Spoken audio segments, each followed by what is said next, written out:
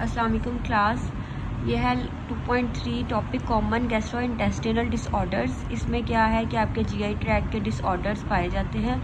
सबसे पहला है गैस्ट्रोएसोफेगल रिफ्लक्स डिजीज़, जिसे कहते हैं जर्ट। इसकी शॉर्ट फॉर्म है जर्ट।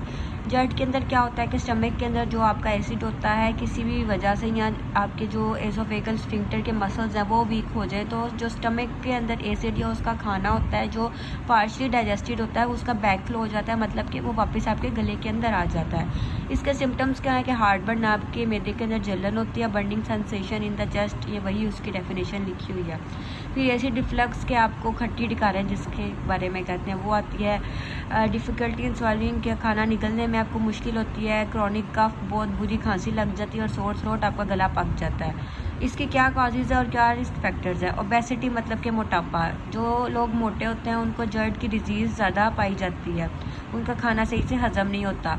उसके बाद आता है स्मोकिंग के, जो लोग स्मोक करते हैं उनके साथ ऐसा होता है, जो खाना सोने से पहले ज़्यादा पेट भर के खाना खा लेते हैं और उसके बाद चलते फिरते नहीं हैं, उनके साथ भी ऐसा होता है। या फिर स्पाइसी फूड खाने से या एसिडिक फूड खाने से ऐसा होता है। अब इसका ट्रीटमेंट क्या हो सकता है कि लाइफस्टाइल चेंजेस में आ सकता है कि आप उठें बैठें, एक्सरसाइज करें, थोड़ा थोड़ा पोर्शन में खाना खाएं, मेडिकेशंस होती हैं, कुछ दवाई अद्वियात से आप इसको ठीक कर सकते हैं, और सीवियर केसेस में कुछ सर्जरी रिक्वायर होती है। फिर आता है पेप्टिक अल्सर। पेप्टिक अल्सर के अंदर क्या होता है कि आपके मैदे के अंदर ज़ख़म बन जाते हैं, अल्सर पैदा हो जाता है उसके अंदर यहाँ उन्होंने लिखा है कि आपके स्टमक के अंदर इनर लाइनिंग, जो उसकी वॉल होती है, उसके अंदर सोर ज़ख़म बन सकते हैं, या फिर जो इंटेस्टाइन, स्मॉल इंटेस्टाइन होती है उसके अंदर ऐसा ज़ख़म बन सकते हैं, या एजोफेगस के अंदर ज़ख़म बन सकते हैं। अच्छा, इसके सिम्टम्स क्या हैं कि क्या है, कैसे पता चलेगा कि पेप्टिक अल्सर है इंसान को। उसके एब्डोमिनल पेन होती है, पेट में दर्द होता है।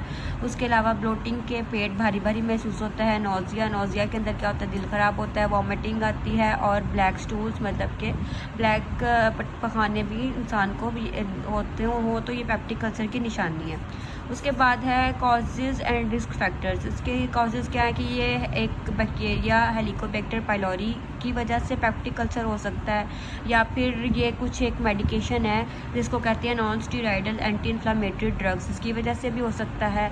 जो लोग अल्कोहल मतलब कि शराब नोशी करें, उनके साथ स्मोकिंग करें, या स्ट्रेस की वजह से भी हो सकता है, या स्पाइसी फूड खाने से भी बच्चियों के अंदर पेप्टिक मैदे के अल्सर जो है ज़्यादा पाए जाते हैं। उसका ट्रीटमेंट क्या है कि आप एंटीबायोटिक्स लें, या फिर कुछ डाइटरी मॉडिफिकेशन के खाने की आपको एक बाकायदा आपकी डाइट प्लान दिया जाए, जिसको फॉलो करके आप पेप्टिक अल्सर से निजात पा सकते हैं। अब है कि जीआई डिसऑर्डर्स अगर हों, गैस्ट्रोइंटेस्टिनल डिसऑर्डर्स, इसकी आपकी डेली लाइफ पे क्या इम्पैक्ट हो सकते हैं।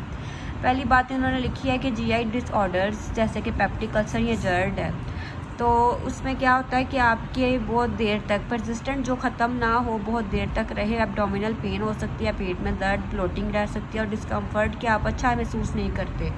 फिर लिवर डिजीज़ भी हो सकती है कि आपका जो खाना है उसके अंदर न्यूट्रिएंट्स जो पाए जाते हैं वो उसकी मैल अब्जॉर्प्शन के सही से अब्जॉर्प्शन नहीं हो पाती, वो ब्लड के अंदर शामिल नहीं हो पाते, जिसकी वजह से फैटीग, आपको थकावट हो सकती है, वीकनेस हो सकती है, आपकी एनर्जी लो हो सकती है।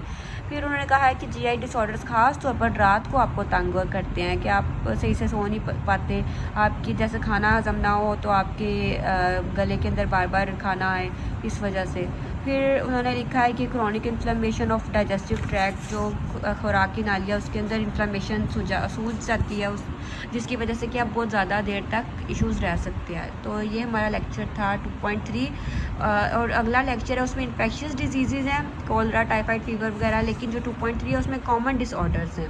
ये आपको पता होना चाहिए कि कॉमन डिसऑर्डर्स कौन से, और इन्फेक्शंस जो एक दूसरे से फैल सकते हैं इंसान से दूसरे इंसान तक, वो दूसरे उनमें ये आते हैं। आपने मिक्स नहीं करना infectious disease of GI tract और कॉमन डिजीज़ वाले को।